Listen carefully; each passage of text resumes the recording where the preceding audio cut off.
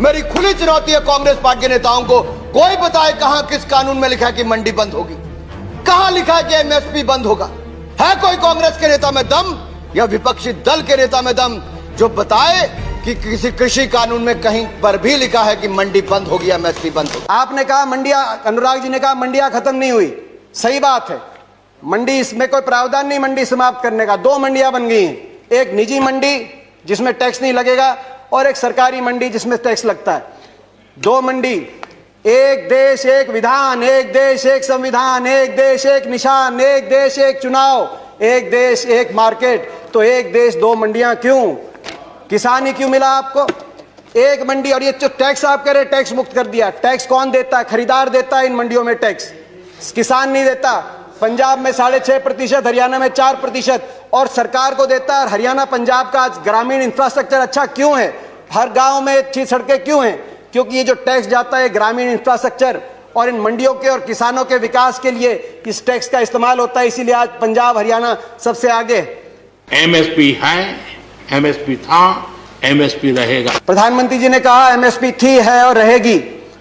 ठाकुर जी ने भी कहा कि कोई है किसमें दम जो बताए कि एमएसपी चली जाएगी। सही बात है, एमएसपी थी, है और रहेगी, मगर क्या एमएसपी सभी किसानों को मिलेगी और सभी फसलों पे मिलेगी? प्रश्न इस बात का उठता है। आप में दम है खड़े होकर आप कह दें कि एमएसपी मिलेगी हर किसान को देश में? आज भी शांता कुमार कमेटी बताती है कि मात्र 6% से 16% तक किसानों को एमएसपी मिलती है। बाकी देश में बहुत से ऐसे प्रदेश है जहां पे एमएसपी नहीं मिलती। आपको चाहिए तो यह था जो पंजाब, हरियाणा, पश्चिमी उत्तर प्रदेश में एमएसपी मिलती है वही एमएसपी बिहार में मिले, जहां धान 800 रुपए, 1000 रुपए में जा रहा है, 1800 रुपए में हमारे यहां धान मिल रहा है। आपको चाहिए था कि इसको वहां पे लेके जाएं, मगर आप वहां के किसान को की परिस्थिति हमारे यहाँ की करने की बजाय हरियाणा पंजाब के किसान की परिस्थिति उस तरह की करने की तरफ लेके जाए। इस देश में माननीय अध्यक्ष जी, दहेज का कानून, दहेज के खिलाफ कानून बने, ये इस देश में कभी किसी ने मांग नहीं की थी, फिर भी देश की प्रगति के लिए कानून बना था। माननीय अध्यक्ष जी, ट्रिपल तलाक, इसके खिलाफ कानून बने, ये किसी ने मांग नहीं की थी, लेकिन प्रगतिशील समाज के लिए आवश्यक है, इसलिए कानून हमने बनाए हैं। हमारे यहाँ बाल विवाह पर रोक, किसी ने मांग नहीं की थी कानून बनाओ, फिर भी कानून बने थे, क्योंकि प्रगतिशील समाज के लिए आवश्यक होता है। कहा गया कि बिन मांगे दिया गया, और बिन मांगे बहुत से कानून दिए गए थे। बाल कानून बिन मांगे दिया गया था, दहेज कानून, ट्रिपल तलाक बिन मांगे, कई बार अच्छे कानून बिन मांगे भी दिए जाते हैं। फर्क है उनमें और इसमें फर्क है। उनमें जिस वर्ग के लिए दिया गया वो वर्ग संघर्ष और आंदोलन के रास्ते पे नहीं आया। बाल कानून लागू हुआ तो दिल्ली को बच्चों ने नहीं घेरा बाल कानून वापस लिया जाए। दहेज का कानून आया तो महिलाएं धरने पे नहीं बैठी कि हमें दहेज देना है, मगर यहां जिस वर्ग के लिए आपने दिया वो वर्ग आज आपके दरवाजे पे आया, दिल्ली के आसपास लाखों की तादाद में बैठा है। हरियाणा सरकार का कॉन्ट्रैक्ट फार्मिंग एक्ट उठाइए, और वो तो हुड्डा जी के समय पारित हुआ था। हरियाणा के अंदर 2007 में हमने कॉन्ट्रैक्ट अमेंडमेंट लाए एपीएमसी के अंदर, निजी अलाउ किया निजी कंपनियों को, मगर साथ में कानून लिख दिया कि अगर कॉन्ट्रैक्ट एमएसपी से नीचे किया जाएगा तो गैर कानूनी होगा और कानूनी कार्रवाई होगी जो लोग इस तरह कॉन्ट्रैक्ट करते हैं। आप कह रहे हैं ज्यादा मिलेगी तो आप कर दीजिए, ये कानूनी प्रावधान देने का आप काम करें। प्राइवेट की बात करें कि आप प्राइवेट का खिलाफत कर रहे हैं, प्राइवेट की खिलाफत नहीं कर रहे। प्राइवेट आए, मगर मंडी के अंदर आने से किसने रोका प्राइवेट को? प्राइवेट मंडी के अंदर आए और एमएसपी से ज्यादा में खरीदे। कह रहे हैं बाहर भाव ज्यादा मिलेगा, विकल्प होगा, बाहर ज्यादा मिलेगा, बाहर ज्यादा भाव मिलेगा प्राइवेट में।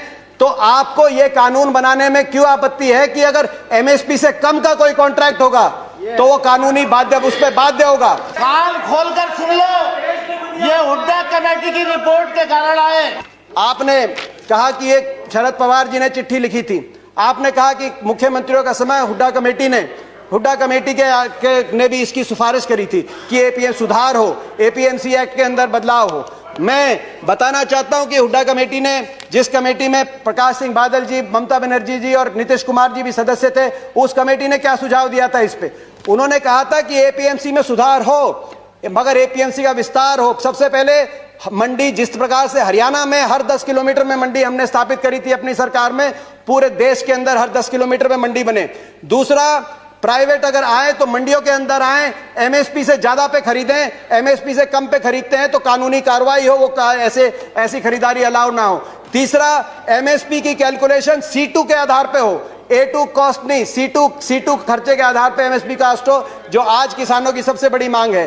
चौथा, एमएसपी जो चौथे उसमें कहा कि कर्जे का जो दर है वो no discussions please, no cross talk, no cross talk, no cross talk. किसी और की बात रिकॉर्ड पे नहीं जा रही है। दीपेंद्र जी कंटिन्यू। ये सिफारिश थी। मैं किसान आंदोलन को पवित्र मानता हूं और भारत के लोकतंत्र में आंदोलन का महात्म्य है और रहने वाला है और जरूरी भी है। लेकिन जब आंदोलनजीवी पवित्र आंदोलन को अपने लाभ के लिए बर्बाद करने के लिए निकलते हैं तब क्या होता है?